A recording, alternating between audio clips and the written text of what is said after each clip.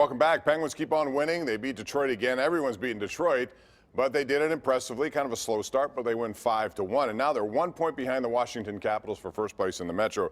Josh Yohe, a big week this week, as Jim Rutherford did finally get the man he's been pursuing for quite some time, and Jason Zucker. I just want to get your analysis of this trade. It seems like a lot given up. I understand why they did it. To me, it's a win-win for both of these franchises. How did you see it? Yeah, it was certainly a good thing for Minnesota, which is very much in rebuilding mode. My first reaction was, ooh, that was kind of a lot to give up. But when you think about it, and when you analyze the contract situation, you get Jason Zucker for what amounts to 4 postseason runs. That's a really big deal. This is not a rental. This is a really good player in the prime of his career for 4 years. So, yeah, you gave up a good bit. But you know what? Other than Addison, who is a very nice prospect, you didn't give up that much. And to get rid of Alex Galchenyuk is a really big deal because this guy was obviously a disaster from day one. So the more I think about it and the more I've seen Zucker in action with the Penguins, the more I like the deal. This is a team that is on pace for 112 points.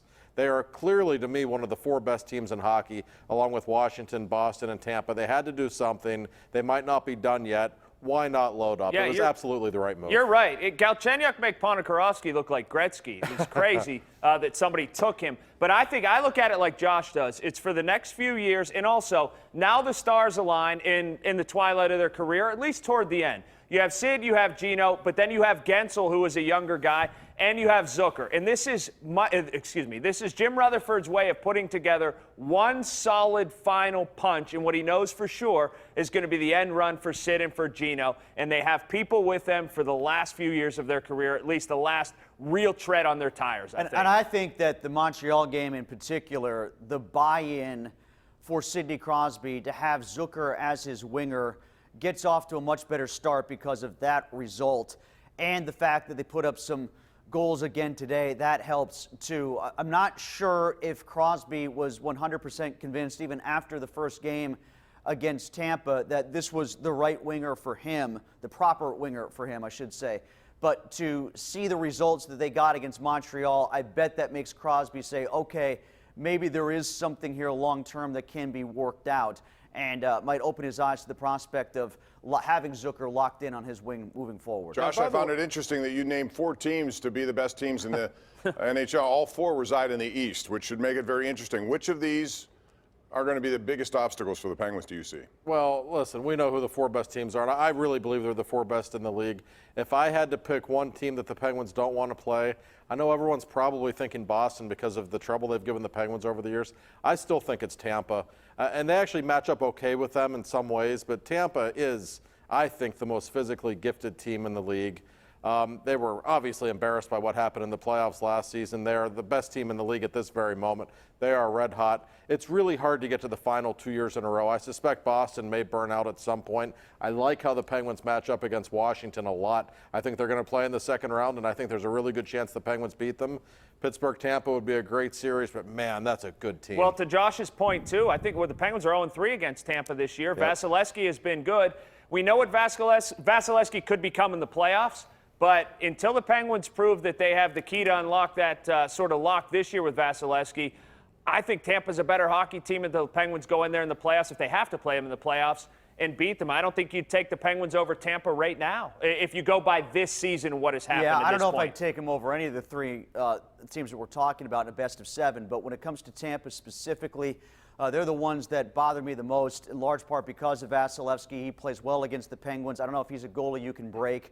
Plus, whenever you do analysis of Tampa, it always comes back to, well, you can't pick Tampa because they always gag in the playoffs. Well, that was the analysis we did for Washington until they didn't gag in the playoffs, and they beat the Penguins and are out to the Cup. And I'm just not going to use that as a default to say, well, the Penguins have to beat Tampa because Tampa always chokes. Eventually, you don't.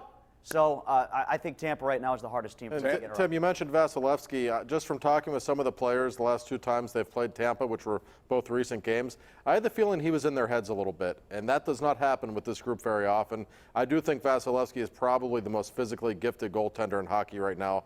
He is a concern, maybe a roadblock between the Penguins and getting back to the final. I look at Tampa Bay as I did the Virginia Cavaliers, losing to a 16 seed.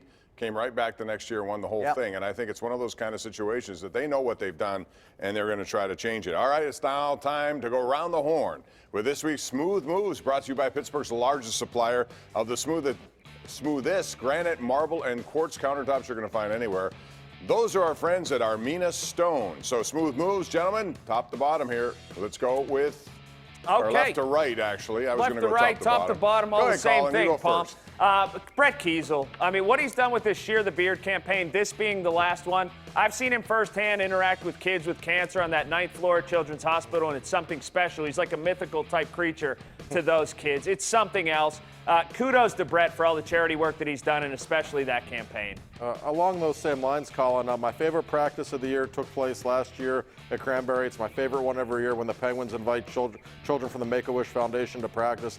The work the Penguins put in to make those kids feel good and to give them a special day is extraordinary. They build them their own lockers. Dana Heinze, the equipment manager, literally had tears in his eyes explaining to us what all they had done for these kids that day. It's unbelievable to watch. I'm going to have to Iowa caucus this because I can't decide between Gerard Dyson and Chris Bryant. Gerard Dyson for his answer. Hey, Gerard, why did you decide to become a Pirate?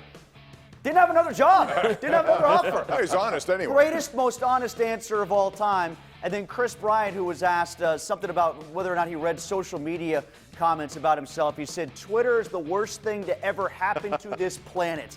Either Chris Bryant read my mind or my interactions after I posted my Myles Garrett column from the Cleveland Truthers.